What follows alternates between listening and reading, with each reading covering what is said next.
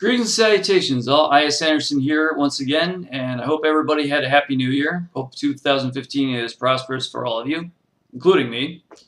Anyway, today I'm going to do a little bit different of a video. I'm actually going to do a reading of the prelude from Volume 1 of Modern Disciples. I'm actually going to read the prelude for you, but I'll have fancy graphics and all that stuff, so you won't have to just see me here staring at a book talking. Before I do that, though, just want to make a brief announcement saying that this January 25th is going to be my 1-year anniversary on YouTube. Yes, been on YouTube. Well, technically, I've had my channel for a long time, but the very first video that I produced and put up on YouTube went up on January 25th of 2014. So this January 25th, I will put up a 1-year anniversary video. Now, I'm actually going to I'm going to give you two options as to what you would like to see. First option is I could do a video clip type thing, just make up my own little narrative. I have all the videos I've made over the past year, so I'll be showing little clips from those. Or the second thing I could do is I could actually do a Q&A session. Yes, I'll take questions from you and I'll answer them. You know, I'm not going to answer anything too personal, but I'd be more than happy to answer any other type of questions that you have. Okay, so if you do have an idea on which one of those you'd like to see, either a Q&A or a clip show, let me know in the comments. If we do a Q&A, I'll have you ask me questions through other means, namely, the pertinent contact information that I always put down below in the abyss. I'll, be able to send questions to their Twitter, email, and the like. But without any further ado, let's do the reading of Modern Disciples Volume 1, Prelude. A large round gold table sat alone in a dark void, seeming to be floating in mid-air.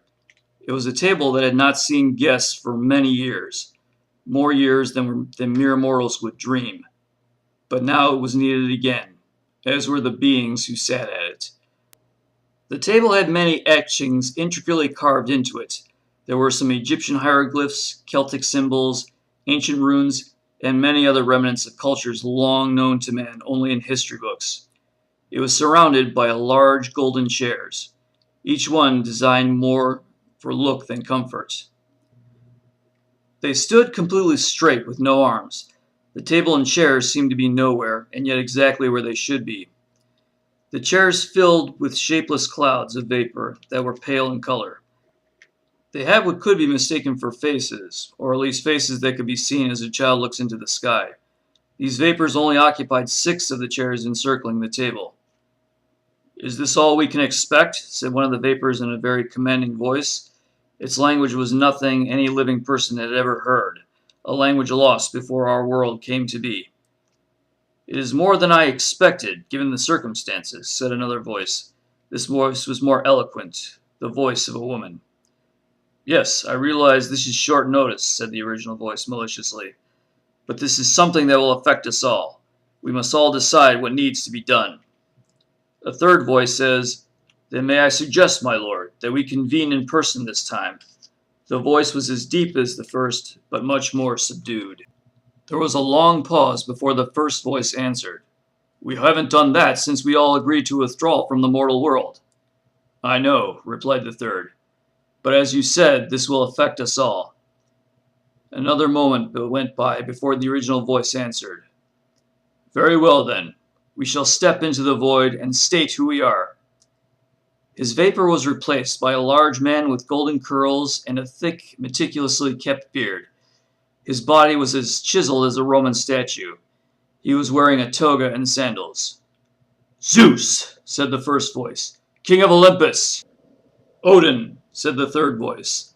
Another vapor took form. This time it was a man wearing thick leather armor. He had an eye patch, was wearing a horned helmet, and carried a long spear. "All-Father and ruler of Asgard." "Amaterasu," said the female voice. Her vapor was replaced by a beautiful Japanese woman wearing what looked like samurai armor. She had a katana slung across her back. "Queen of the heavenly plane and mother of the imperial family of Japan." Zeus and Odin rolled their eyes. After all this time, Amaterasu still had to have the longest title.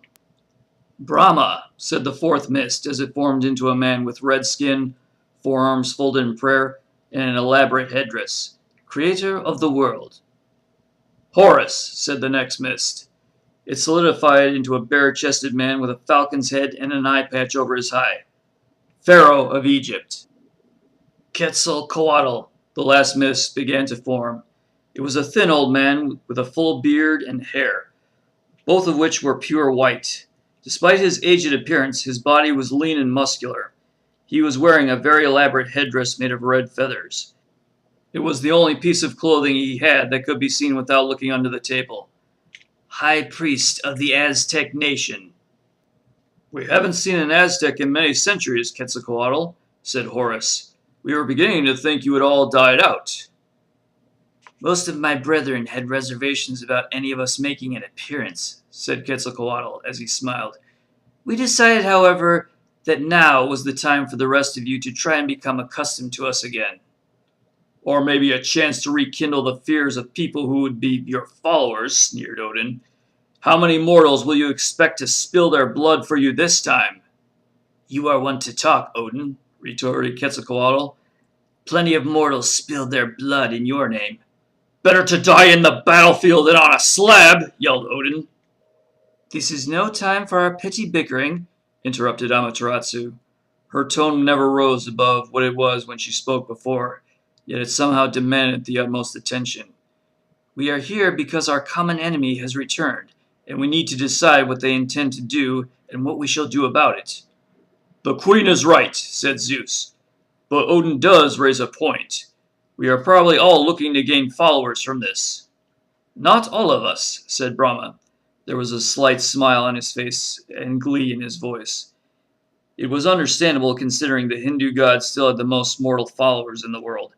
Many Japanese still followed Shintoism, but not the numbers the Hindus enjoyed.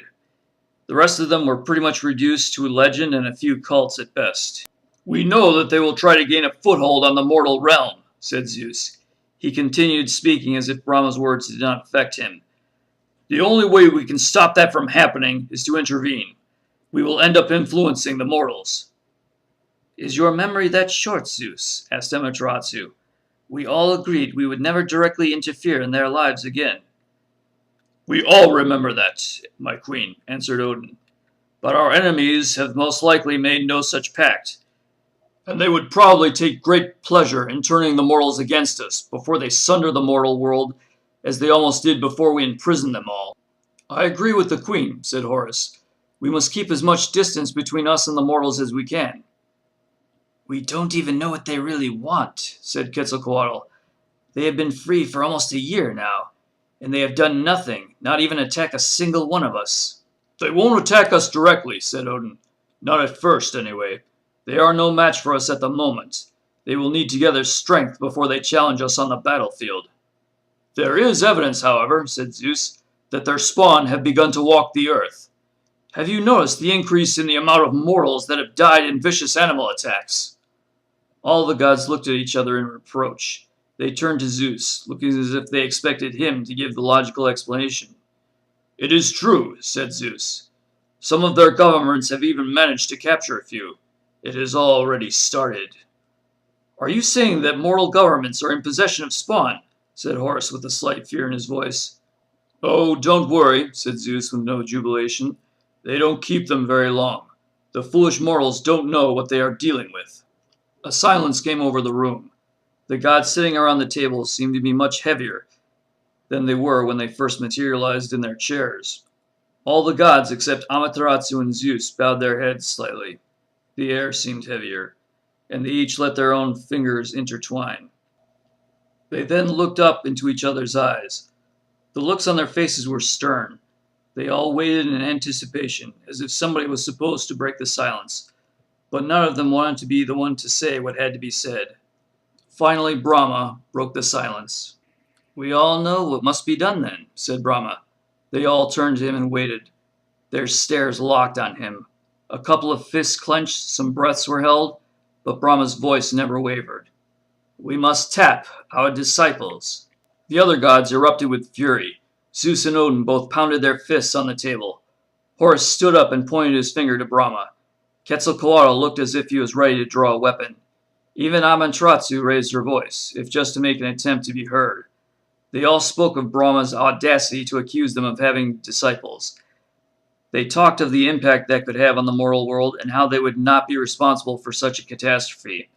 After a few minutes of their rabble, Brahma raised his hand. The room slowly quieted down. Brahma spoke after the last voice went silent. I know that despite our agreement all those centuries ago, all of us, even the pantheons not represented here, have spread their seed and produced children with the mortals, said Brahma.